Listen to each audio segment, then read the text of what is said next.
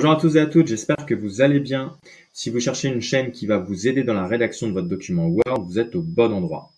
Justement, dans mes anciens souvenirs, et je vous imagine peut-être pour certains d'entre vous, je me vois en train de rédiger mon document de Word, j'arrive à la fin d'une page, j'aimerais que le titre qui suit ou que le paragraphe qui suit commence sur une nouvelle page, pourtant il reste quelques lignes, et là je me mets à marteler ce pauvre clavier en appuyant sur la touche Entrée pour décaler d'autant de lignes qu'il faut pour que justement ça commence sur une nouvelle page. La problématique, c'est ça, c'est que ce n'est pas du tout fixe. Et il suffit que vous rajoutiez du texte avant, une ligne ou quoi que ce soit pour que ça décale d'autant de lignes votre nouvelle page. Heureusement, sur Word, il y a ce qu'on appelle des sauts de page. Donc, c'est une marque qui va préciser à Word qu'après cette marque, le texte doit commencer sur une nouvelle page. Aujourd'hui, je vous montre justement comment utiliser ces sauts de page, mais aussi les autres éléments qui font partie entre guillemets de la famille sauts de page. Il y aura une deuxième vidéo sur les sauts de section. Ce sont vraiment deux bases lorsqu'on veut maîtriser Word et faire un document. Donc, bon visionnage à vous et n'hésitez pas à réagir dans les commentaires. Allez, on démarre avec le saut de page. Alors le saut de page, pour faire très simple, ça va vous éviter des manipulations avec des sauts de ligne. Par exemple, ici mon titre 2, c'est un grand titre, c'est un titre important et j'aimerais qu'il commence sur une nouvelle page. Habituellement, j'aurais pu me mettre juste avant le titre 2 et faire des sauts de ligne, donc avec la touche Entrée, en faire plusieurs jusqu'à temps que mon texte se décale. L'inconvénient de ce genre de choses, c'est que lorsque je vais toucher en rajoutant par exemple ici un espace ou ici j'aurai un autre espace parce que je vais rajouter une ligne, eh bien ça va décaler en fait d'autant de lignes le texte qui est en dessous. Et moi ce que j'aimerais, c'est que mon titre soit bien en haut de la page, il reste et que j'ai pas de souci de ce côté-là. Ce que je vais vous proposer donc, c'est ce qu'on appelle un saut de page. Ça va dans mise en page, saut de page, et juste ici, marquer l'endroit où se termine une page et où commence la page suivante. Je vais indiquer à Word qu'à partir de cet endroit, c'est une nouvelle page. J'appuie dessus et vous voyez ce qui s'est passé. Là, mon titre s'est décalé et pour autant, si je rajoute des lignes ici, eh bien, ça ne décalera pas ce titre. Donc ça, c'est l'avantage premier. Le deuxième avantage, ça peut être aussi si vous avez des endroits où vous avez des paragraphes qui sont coupés en deux. Donc là, c'est le cas. Alors, ça se pose assez bien ici puisque en plus c'est un nouveau titre, mais imaginons que je fais abstraction de ce titre et je veux juste que mon paragraphe soit bien scindé en deux. Je vais à nouveau insérer un saut de page. Je peux le faire d'ailleurs avec la commande CTRL Entrée et ça me permettrait que mon paragraphe ne soit pas coupé en deux. Donc ça peut être à la fois esthétique parce que j'ai tout simplement pas envie d'avoir des paragraphes coupés en deux, donc ça veut dire une nouvelle page qui commence par un paragraphe qui est entamé, ou alors tout simplement en termes d'organisation pour que mes titres commencent bien sur une nouvelle page, les titres importants.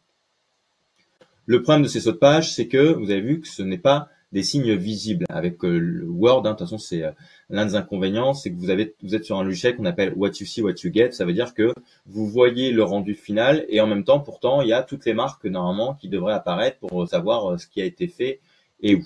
Alors, pour pouvoir avoir justement ces marques visibles, vous allez aller ici dans Accueil et c'est justement en mettant Afficher tout ou avec le raccourci clavier CTRL 8 que vous allez les faire apparaître. Et là, justement, vous voyez apparaître vos différents sauts, notamment mon saut de page qui est juste ici. Donc si des fois vous avez du mal, vous ne comprenez pas pourquoi votre texte se décale de manière, il semblerait automatique, c'est que vous avez peut-être des sauts de page qui se cachent par-ci par-là. Pour en récupérer un, vous double-cliquez dessus. Voilà, donc là je viens de le sélectionner, je vais faire supprimer et là j'ai récupéré du coup le texte comme il était à l'origine. Donc voilà comment rajouter un saut de page de manière, je dirais, manuelle et comment l'enlever. Vous pouvez d'ailleurs mettre ça en place tout simplement pour pouvoir le mettre avant, c'est-à-dire que l'automatiser. Je sais ici que plus tard, je vais avoir une partie qui va se rajouter, donc je peux décider de mettre mon saut de page avant ce paragraphe. Donc je vais sélectionner mon paragraphe. Pour sélectionner un paragraphe, n'oubliez pas que vous pouvez faire aussi 3 clics, pardon. Et ici, je peux aller dans la fenêtre de dialogue du paragraphe et dire que je veux un saut de page avant. De cette manière, ce paragraphe commencera toujours au début en fait d'une page et peu importe ce que vous allez rajouter, il se décalera d'autant qu'il le faut pour pouvoir justement commencer sur une nouvelle page. Donc vous pouvez très bien en fait préparer ça et c'est d'ailleurs assez intéressant parce que ça va vous permettre de l'automatiser notamment aussi sur vos titres. Tout à l'heure je vous montrais avec le raccourci que je pouvais faire des sauts de page justement pour mes titres. Imaginez que j'ai des titres tout le long de mon mémoire ou de ma thèse, ça va me demander, alors c'est pas des commandes très très longues, mais ça va me demander du travail à faire, surtout si je l'ai pas préparé au départ, alors qu'en réalité, je peux très bien aussi aller dans mon style de titre. Ici, ce sont des styles de titre 1. Donc, je vais aller dans modifier et de la même manière, dans paragraphe, je vais pouvoir demander à ce qu'il y ait un saut avant. Et en faisant ça, eh ben, je vais appliquer mon saut avant à l'ensemble de mes titres de niveau 1. Et ce que j'ai fait juste avant manuellement vient de se faire sur l'ensemble de mon document. Vous imaginez sur des documents qui font 300-400 pages, l'intérêt que ça peut avoir. Ça veut dire que là, à partir de maintenant, j'ai décidé que les titres 1 étaient des débuts de partie suffisamment importantes, suffisamment prédominantes dans mon document pour vouloir qu'il commence, que ces parties ou que ces titres débutent sur une nouvelle page. Donc c'est ce que j'appellerais plutôt une mise en place, une automatisation des sauts de page plutôt que de la faire de manière manuelle comme je vous l'ai montré au préalable. Lorsque nous étions justement dans cette partie mise en page, saut de page, vous avez vu qu'il y avait deux autres éléments dans la catégorie saut de page. J'ai vu que la vidéo traite du saut de page. Je vais justement vous expliquer ces deux autres sauts de page et il y aura une vidéo par la suite qui sera complémentaire sur les sauts de section qui ont vraiment aussi une grosse utilité. Je dirais même que c'est encore plus important pour moi que le saut de page, notamment pour ce qui est de la préparation à l'impression de votre document.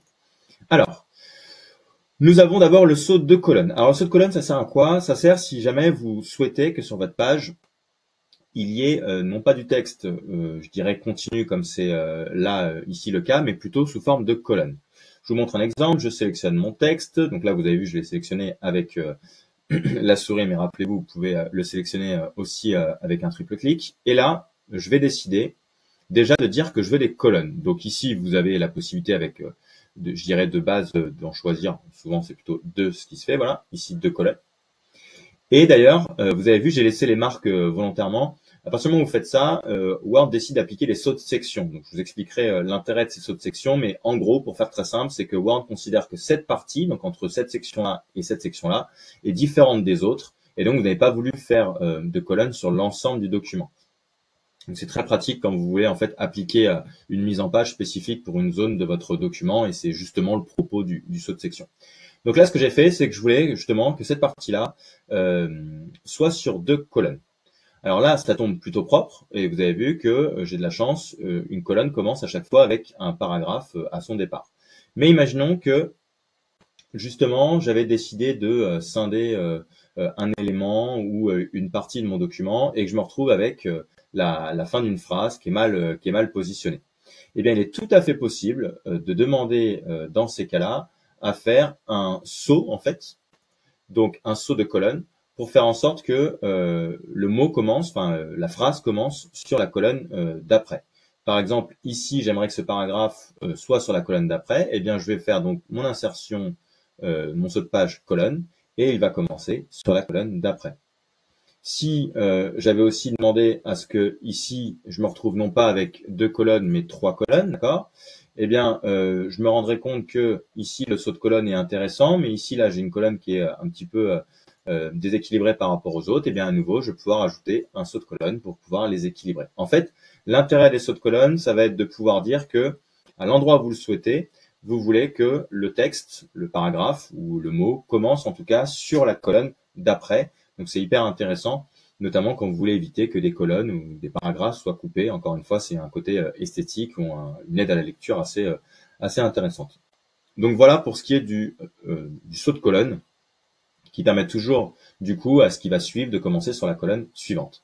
Il nous en reste un, c'est l'habillage du texte. Alors l'habillage du texte, c'est très simple. Déjà, quand vous voyez ce genre de logo ici, c'est qu'on va parler d'un objet. Alors un objet pour Word, c'est une image, c'est en gros quelque chose que vous allez insérer. Donc ici, moi, je vais insérer une image à partir de mon ordinateur. J'ai justement une image en préparation pour une petite vidéo sur notre imprimeur partenaire. Et donc cette image, c'est très bien, par défaut, Word va la mettre alignée sur le texte. Mais moi, je peux vouloir que, esthétiquement, ou pour qu'elle prenne moins de place, en tout cas pour plein de raisons différentes, je peux vouloir que cette image, elle soit plutôt habillée de texte. Ça veut dire que je veux que le texte s'adapte autour de cette image. Donc si je le mets en place, vous voyez, c'est ce qui vient de se passer. Désormais, le texte considère qu'il y a de la place à droite de cette image, et donc du coup, il va commencer à s'incorporer dans cette image. Mais je peux aussi, du coup, désormais, déplacer mon image, et vous voyez que le texte s'adapte au fur et à mesure pour pouvoir remplir l'entièreté de ce qu'il y a autour. Alors, il y a différentes façons de le faire, hein. Là, c'est la façon, je dirais, un peu basique, encadrée, quoi. Mais Ce qui pourrait vous arriver comme souci, c'est que finalement, vous n'êtes plus trop d'accord sur la mise en forme de votre document et il y a un paragraphe qui commence, on va dire, ici, voilà. Et ce paragraphe-là, qui commence ici, vous aimeriez qu'il ne fasse plus partie, en fait, de l'habillage de ce texte. Eh bien, c'est justement à ce moment-là que, dans la catégorie saut de page, vous allez trouver habillage du texte. Et en faisant ça, eh bien, justement, vous allez à nouveau décaler ce paragraphe qui désormais ne fait plus partie de l'habillage de ce texte. Et vous pouvez ensuite du coup corriger en fonction de ce que vous voulez. Donc c'est la possibilité pour vous de définir l'habillage plus ou moins différemment. Fin de cette vidéo, j'espère que le contenu vous a plu. N'oubliez pas de vous abonner à ma chaîne pour avoir accès à plus de contenu et surtout ne rater aucune sortie de vidéo. Juste là, c'est la chaîne de mon associé Gaël qui vous aidera, elle, un peu plus sur justement le fond que la forme, plus sur la partie rédaction, relecture et même préparation désormais à la soutenance, si vous devez justement soutenir votre mémoire ou votre thèse. Cette vidéo que vous avez regardée aujourd'hui sera accompagnée d'une deuxième vidéo qui, elle, vous aidera sur l'utilisation justement du saut de section. Pour moi, ces deux vidéos vont vraiment de pair. Il faut apprendre à maîtriser les deux. Elles ont chacune leur intérêt. Donc, n'hésitez pas à aller la voir. Je vous mets aussi le lien très rapidement. À très bientôt.